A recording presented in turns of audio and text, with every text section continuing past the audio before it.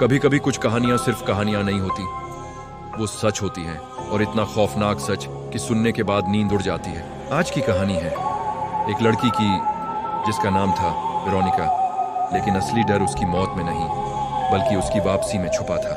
आइए हम इस कहानी को जानने की कोशिश करते हैं, एक ऐसी लड़की की जो मरने के बाद भी कहीं गई नहीं। वेरोनिका एक 19 साल की लड़की थी, शांत, समझदार, लेकिन अंदर से टूटी हुई। वो अपने परिवार के साथ एक पुराने घर में रहती थी। घर बड़ा था, लेकिन उसमें हमेशा एक अजीब सा सन्नाटा रहता था। वेरोनिका अक्सर अकेले अपने कमरे में बैठी रहती और अजीब अजीब चीजें ड्रॉ करती।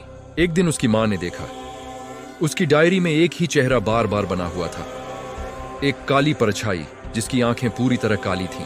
वेरोनिका को कभी भूतों पर विश्वास नहीं था, लेकिन उस पुरानी हवेली की दीवारों में कुछ अजीब सा छिपा था। सब कुछ एक ठंडी रात से शुरू हुआ, जब घर के सन्नाटे में खौफनाक और धुंधली परछाइयां दिखाई देने लगीं। वेरोनिका नींद में अजीब बातें बुदबुदा रही थी, जबकि उसकी छोटी बहन ने उसे दरवाजे के पीछे से डरी हुई आंखों से देखा। जिज्ञासा ने उन्हें ओइजा बोर्ड की ओर खींच लिया। दोस्तों के साथ हंसी मजाक में खेल शुरू हुआ, पर वो नहीं जानते थे क्या आने वाला है। अचानक कमरे की हवा भारी हो गई, मोमबत्तियां कांपने लगीं और पॉइंटर अपने आप तेजी से घूमने लगा। उसने साफ संदेश दिया, मैं यही हूं। कमरे का तापमान अचानक गिर गया और खिड़कियों पर बर्फ जमने लगी। वेरोनिका की आंखें अचानक पूरी सफेद हो गईं। एक चीख के साथ पूरी हवेली कांप उठी और सब कुछ अंधेरे में डूब गया। उस काली रात के बाद वेरोनिका फिर कभी वैसी नहीं रही। कुछ चीजें बुलाने पर वापस नहीं जाती। एक रात अचानक पूरे घर की बिजली चली गई। अंधेरा, सन्नाटा और सिर्फ घड़ी की टिक टिक। फिर वेरोनिका के कमरे से आवाज आई चीखने की। परिवार दौड़कर गया। दरवाजा अंदर से बंद था।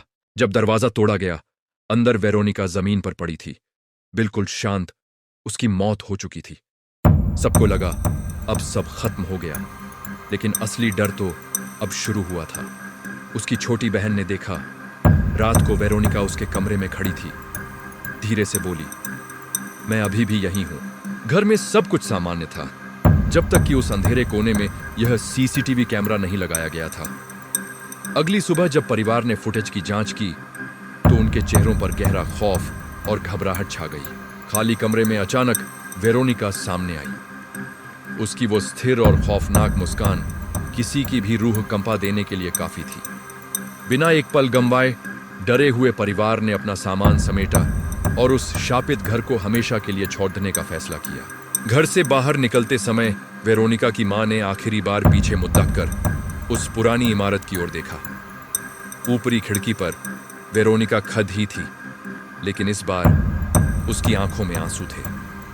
वो कांच पर हाथ रखकर रो रही थी। वो आज भी वहीं कैद है, उस सुनसान घर की गहराइयों में अपनी मुक्ति का इंतजार कर रही है।